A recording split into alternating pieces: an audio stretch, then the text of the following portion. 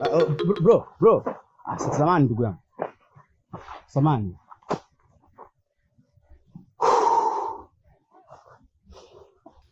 Samahani kaka. Naitwa Sembiho. Nakujua.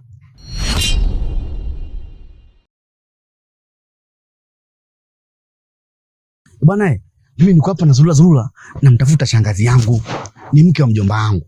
Kidogo kama hazipo hivi. Yaani hamnazo. Kama umenionea huko ulipotoka, basi niambie umemuonea wapi, mtaa gani, sehemu gani, kwenye miembe gani, ili nikamchukue nimrudishe kwa mjomba. Ndio maana mara ya kwanza nikasema nakujua.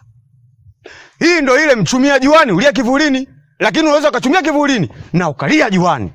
Huyo binti mimi nimemuona nikichakicha hivi master na walwalu kama mchicha ambao una matunzo. Yaani nilivyokuona kwa mara ya kwanza, nikakuzoom in, zoom out. Nikakuona mtu wa maana sana. Kumbe wewe ni wale zinaingia zinatoka. Yaani vu zinazunguka tu. Wewe ni chizi wewe. Wewe ni wamerembe kabisa. Una akili. Ungemkamata yule jamaa anakamba mguuni ule. Wewe, uso mguu. Iko ni kiuno. Kumbe kiuno hichi. Anakamba kiunoni. Ungemkamata mvute mpaka kwa mjomba. Umwachia. Mkuza anamjua. Mjomba wako kijiji kizima hiki anajulikana, sio mtu mzuri. Sasa nyinyi si ni wazee wa mibako?